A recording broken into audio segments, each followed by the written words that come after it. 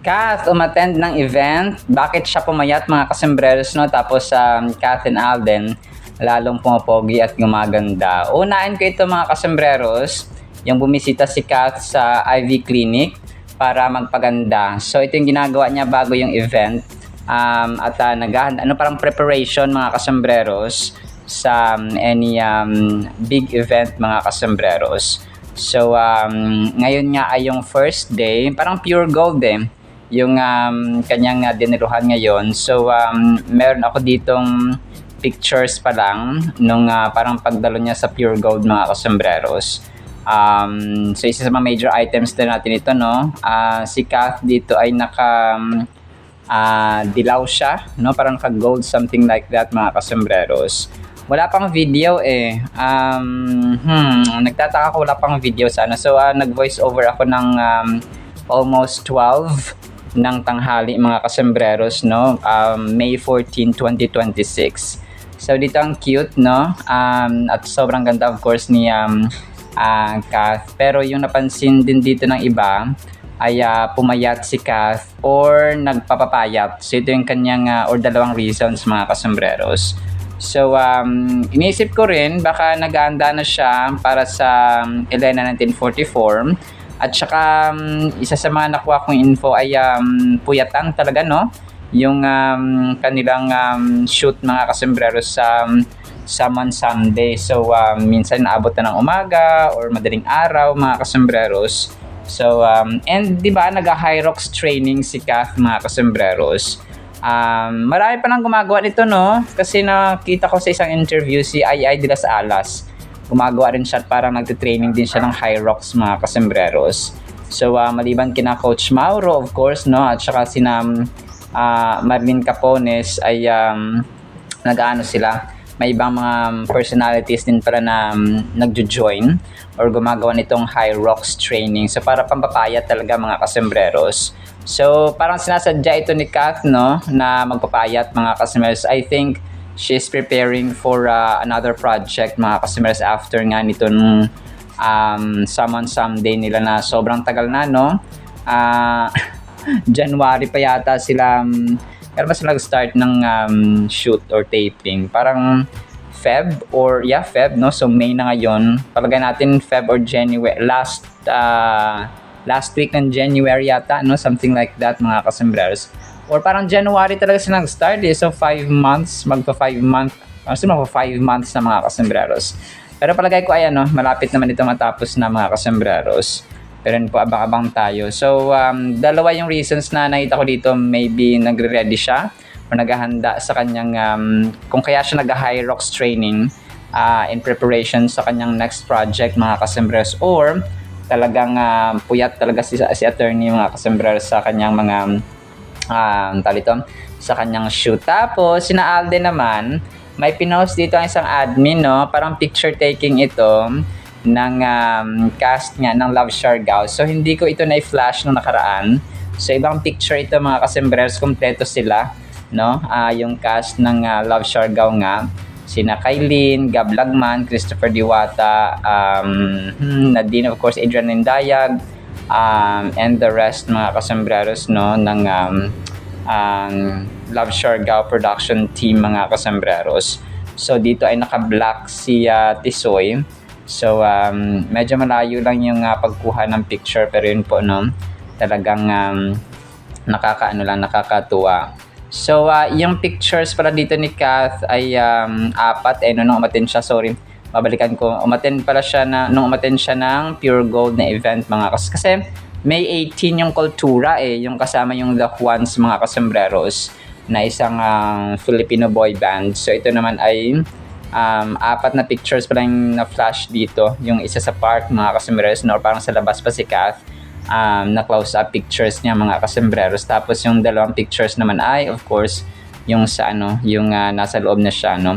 Pero sa susunod na vlogs natin, no, ay yung kanya mga videos mga kasembreros, kung meron tayong makuhang video, yung kanyang event nga dito sa Pure Gold mga kasembreros. So kasama nito si Chef, sino nga yung chef na nakalimutan ko, basta may chef siya dito nakasama. So i-flash ko na yan sa susunod na vlog natin. Tapos, yun, may isa pang behind the scene dito sina Alden at Nadine, si Cara Jao mga kasembreros. So, nakuhaan sila dito sa kanilang shoot or taping nga mga kasembreros, no? Yung una ay parang palabas sila sa kotse tapos naglalakad. Cara Jao, Aldin yung kanilang tandem na nilagay dito mga kasembreros. So, andito ay si Alden, no, naglalakad mga kasembreros. Para may kasama siyang bata, siguro part ng kanilang script or sa taping mga kasembreros na kunwari may kasama siyang bata, no, si Toto. Si Toto, may kasama siyang kid mga kasembreros. So, ang kulit lang, no. Tapos, Kath and Alden, mas lalong pumapogi at gumaganda. So, ito rin napansin ko mga kasembreros, no. Bagaman si Alden ay medyo nagkakalaman-laman, pero gumaganda at saka pumapogi pa rin ng Kath din mga kasembreros. So, especially dito sa post ni, or sa post ng isang admin mga kasembreros, na kung saan ay naka-brown si Jao Calderon mga kasembreros, no? Post ito ni Rowena Morales 4 hours ago. Pogi, no? Sabi dito. Tapos parang hindi ko na kung edited itong picture, pero yung mismo outfit niya at saka itong picture mga kasembreros ay totoo. Yung background lang yata yung parang inedit dito ni Ma'am Rowena Morales. Nevertheless ay pogi pa rin of course, no? At saka pumapogi si phenomenal box office cinema king mga kasembreros, si Sir Jao Calderon mga kasembreros. So ang naka-brown siya dito, so part ito ng kanyang part ng kanyang shoot nga doon sa Love Siargao. Tapos ang kulit ng ginawa ng mga fans dito, kasi ang cast din parang inano nila, sinama nila sa trend na kunwari ay nanonood ng dito ng liga ng basketball mga kasembreros or NBA or PBA yata ito. So nakaano sila dito yung kay Alden video siya, yung kay Kath naman ay yung kay Kath naman ay picture lang siya mga kasembreros, pero kunwari daw ay nanonood sila ng basketball. Nakakatuwa kasi yung mukha dito ni Alden, para siyang si Will Ashley, no? May similarity mga kasembreros. So ito po ay AI lamang mga kasembreros ha. Ito po ay trend ngayon, parang uso. Kasi marami mga vloggers na mga sikat yung gumawa nito, kung kaya ginaya na rin ng mga fans na ibang mga tao. Ito, inedit nila yung si Alden at saka si Kath mga kasembreros, na kunwari daw ayan nanonood din sila ng liga ng basketball or laro ng basketball mga kasembreros. So pareho sila naka-white, tapos si Kath ay may earrings pa dito. So parang totoo, no mga kasembreros, no, medyo nakakaano siya. Nakakatuwa and somehow nakaka-bother kasi minsan mahihirapan na tayo mag-distinguish ano yung tama, totoo ba ito, na parang gano'n.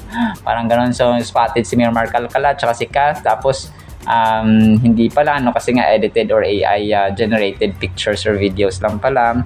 So yun, no, minsan nagagamit din naman, no, pag ginamit ang isang bagay, pag ginamit sa tama, nagiging tama, no, or nagiging beneficial yung bagay kahit tama. Pag ginawa sa maling pamamaraan ay nagiging mali din siya mga kasembreros. So parang ganoon, no. Pero ito ay of course katuwaan lang ng mga tao mga kasembreros, pero wag lang sanang lumagpas, no, kasi everything has a limit naman mga kasembreros, or boundary, kung kaya kailangan gamitin sa tama at sa ayos mga kasembreros. Tapos si Tita Long Gumatay pala, na-post din pala, no, yung pagbisita ni Kath sa the Ivy Clinic nung nagpaganda nga siya mga kasembreros. So sabi ni Tita Long Gumatay 1 hour ago, look at her, our queen Catherine, ganyan o ganyan kaganda at sweet looking yung makita nyo bukas sa Pure Gold. So yun siya, no, Pure Gold nga ngayon yung kanya, kasi kahapon pa to pinost ni Tita Long Gumatay tapos ngayong araw nga yung kanyang event sa Pure Gold ng kasembreros. So yun talagang nagpaganda, no, at saka naghanda si nagpa-skin treatment si phenomenal box office cinema king for today's event mga kasembreros. Tapos, may pinost dito ang isang admin eh. Si Kath ay naka-yellow stripes. Tapos, grabe naming likes, 845 reactions. Posted ng Filipino telenovelas, mga kasembreros kahapon. Filipina Beauty. Catherine, grabe no? Nag-post lang siya ng picture ni Kath, 845 likes or reactions talaga siya, mga kasembreros. Naka-shades si attorney. Pero if I'm not mistaken, part ito ng kanyang endorsement na lace, mga kasembreros. So yung lace ay isang of course isang chichirya, no, or junk food, mga kasembreros. So chips, no, yung endorsement shoot na ito ni Kath, mga kasembreros, na kung saan nga si Kath ay loyal brand ambassador ng Lace, mga kasembreros. So this picture is somehow a throwback, mga kasembreros. Pero yun po na sobrang ganda ni phenomenal box office cinema queen. Tapos ito, grabe naman ito, 11 hours ago, parang si Charlie Dizon, parang inaatake siya, no? Kasi nga, parang pinagtanggol niya si Kayla, no? Sa mga bashers, mga kasus over Catherine Bernardo. So tapos inaatake siya ngayon ng mga fans ni Kath, mga kasembreros. So, pero sana itigil na itong itong mga pambabash, itong awayan sa social media, kasi wala talaga siyang naidudulot na magandang effect, mga kasembreros. So sana gawin nating friendly environment, no, at saka source of happiness and good vibes ang social media world, mga kasembreros. Ito, grabe namin likes ito, 206 reactions 11 hours ago. Pinost ni RC Munoz, no, mga napa-wow ka din ba sa ganda ng ating reyna Queen Catherine. So tapos picture ni na Alden at Kath, mga kasembreros, naka-green si attorney, no, at saka si Alden naman naka-tuxedo, naka-full ayos yung dalawa, mga kasembreros. So pero ito ay somehow edited, mga kasembreros, ha. Pero ang daming likes, at saka reactions, mga kasembreros. Tapos, speaking of pogi, no, may isang picture din dito na pinost si RC ulit, no. Good evening, Kath Dinatics. Tapos picture ni Alden na parang naka-tuxedo at saka naka-white na t-shirt siya, mga kasembreros. Ito po ay somehow edited siguro, no. Siguro yung picture in-enhance lang, tapos iniba yung background, mga kasembreros. So kung kaya parang nagmukha siyang totoo. Pero I'm supposing na ito po ay ito po ay edited, mga kasembreros. Tapos ang dami ring reactions ito, Kath then post ni Hashmir Kabilangan, no. Pinost niya dito ay 280 reactions, so ang dami. Picture ni na Alden at ni Kath, no, picture ng Kath din, mga kasembreros, na doon nga sila sa may kotse, part ng kanilang Metro magazine na shoot dati, mga kasembreros. So na kung saan ay alam natin na sobrang ganda at sobrang lupit ng kanilang ginawa dito na na shoot, mga kasembreros, sa Metro Style magazine, mga kasembreros. Tapos ito si Nanay Christopher Min pala yung nagsabi na bago daw si Mayor Mark, si Kath, naging jowa niya muna si Jericho Rosales, mga kasembreros. So 13 hours ago, ayon sa Reyna ng mga Marites, Jericho Rosales daw muna naging BF ni Catherine bago si Mayor Mark Alcala. Tinutulan daw ni Mami Min kaya hindi nagtagal. May mga gantong issue pala, mga kasembreros, no, parang hindi tayo na-inform. Pero yun, no, talagang so grabe naman yung ganoon, mga kasembreros, no. Parang unang-una parang tatay, no, parang si Piolo Pascual, no, sobrang close lang ni Kath kay Piolo. Tapos sa gulatan tayo, meron palang umiksena, no, si Jericho Rosales, mga kasembreros dati. So tsaka may girlfriend pa dati si Jericho Rosales, tsaka may kasi nababalitaan natin, diba, si Janine Gutierrez, na yun yung kanyang girlfriend, mga kasembreros. Pero hindi siguro totoo ito kasi syempre parang naging di ba, womanizer, di ba, kapag lalaki ka, tapos marami kang babae. Pero pag babae ka, tapos marami kang lalaki, anong tawag doon? Manizer. Manizer, mga customers. Hindi, joke lang po, no? Pero hindi naman ganun siguro si Catherine, mga customers, because she really values relationship. So, yun nga lang, no? Talagang sana ay hindi totoo itong kanilang relasyon ni Mayor Mark Alcala, mga kasembreros, na kung saan ay wala namang umaamin at saka nagpo-post ng diretsa sa kanilang kani-kanya mga social media platforms or social media accounts, especially sa Instagram, mga kasembreros.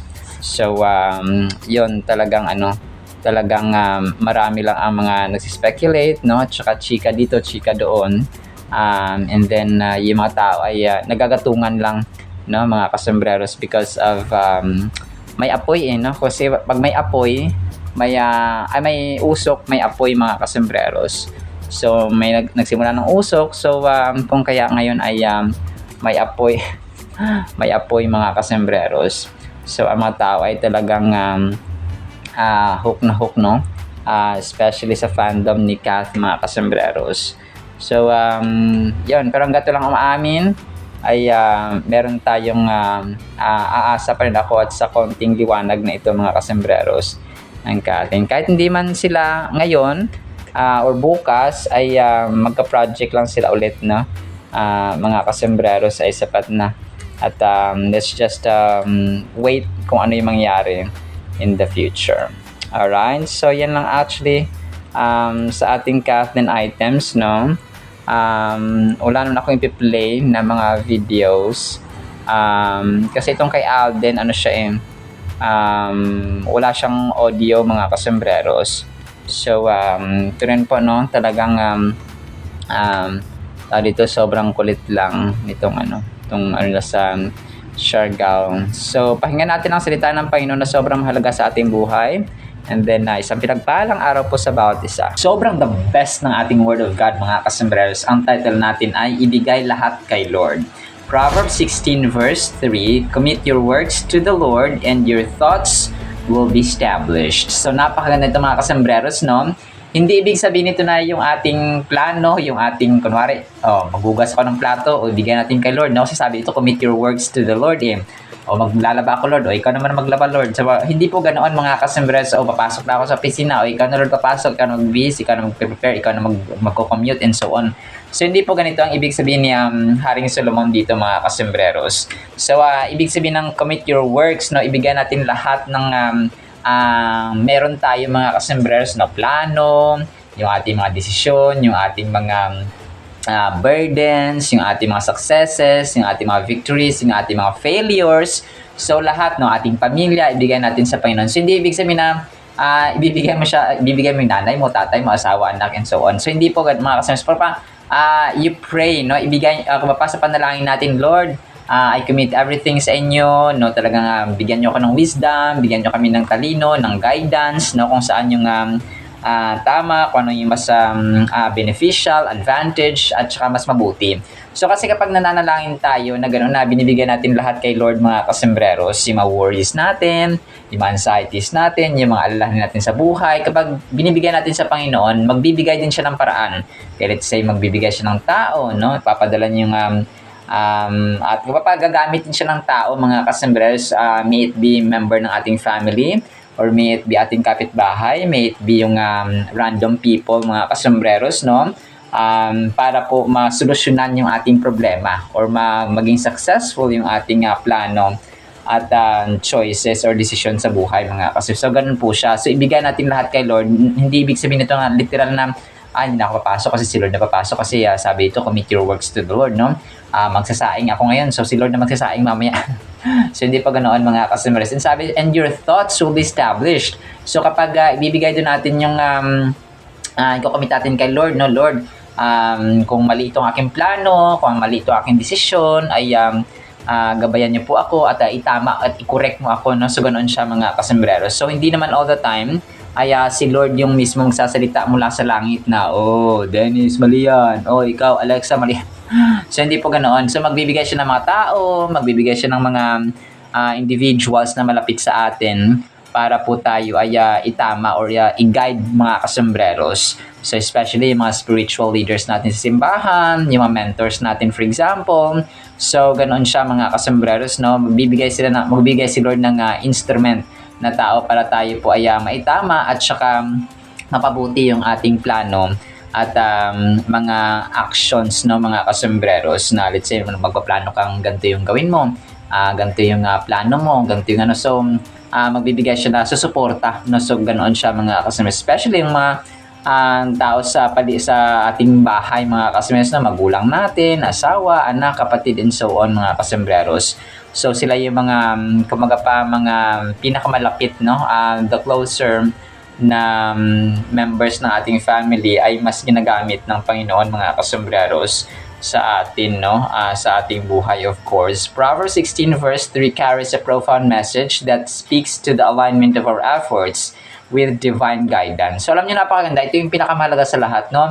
Ang isang trabaho, ang isang plano, kapag walang divine guidance, useless po siya mga kasembreros. Kasi yes, magpaplano tayo, gagawa tayo, mag-act tayo mga kasembreros without the divine guidance of God. Ay parang kumbaga pa, we are just doing it for our own mga kasembreros. Let's say sa akin content making, nagvo-vlog ako. So kung ang aking intention lang ay magsahod or maging sikat, no, kasi talagang ako ay gusto ko makilala si Little Kuya Kim, no. So kung yun lang yung aking kung yun lang yung intention ko solely na makilala si Little Kuya Kim or magkaroon ng pera for example, so mali yun. Well, tama, no, kailangan natin ng pera, pero kapag doon lang siya nagtatapos without the purpose of God, without spreading the gospel, kasi yun talaga yung intention ko, the more na mas makilala ko si Little Kuya Kim, so the more na mas maraming audience yung aking mababaginan ng alam niyo, ng faith or ng pananampalataya at ng gospel of course mga kasembreros. So ganun po siya. So magkakapera tayo, yes, no, magkakaroon tayo ng fame, yes, but more importantly ay dapat na nandoon yung pinaka-purpose natin sa mundong ito. Kumbaga the greatest mission na ibahagi ang kadakilaan ng Diyos, ipakilala ang Panginoong Hesus sa tao, no, His great love, His great amazing works mga kasembreros. And para palapit ang tao sa Diyos, no, ganoon siya, no, as simple as that mga kasembreros.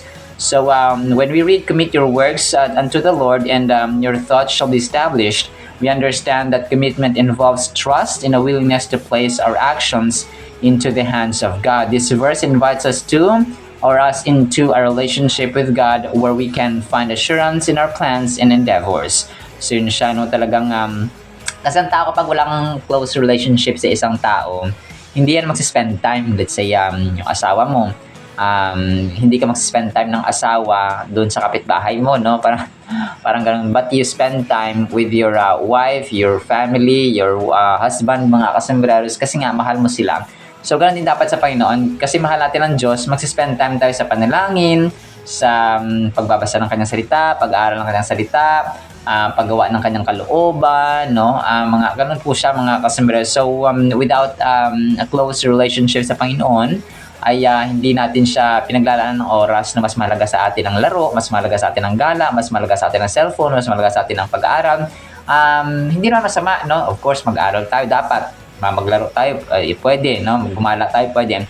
But, no, kung wala sa schedule natin yung pagbabasa ng salita ng Panginoon, no, ang panalangin of course, no, at saka ang paggawa ng kanyang kalooban, so useless po ang lahat. Gusto ng Diyos na enjoy natin ang buhay, na nasatisfy din tayo, no, sa kanyang provision, sa kanyang guidance, sa kanyang love, and so on. It suggests that by dedicating our work to the Lord, we not only gain clarity in our thoughts but also an understanding of how our actions align with His will. So ang thoughts na ma-establish kasi parang ano yan mental stability, mental sharpness, and in short mga kasembreros ay wisdom. So nagkakaroon tayo ng wisdom mga kasembreros kapag na-establish ng Panginoon yung ating yung ating isipan. Kasi dito nagsisimula no, kung wala kang creativity, hindi ka makaka-create ng content.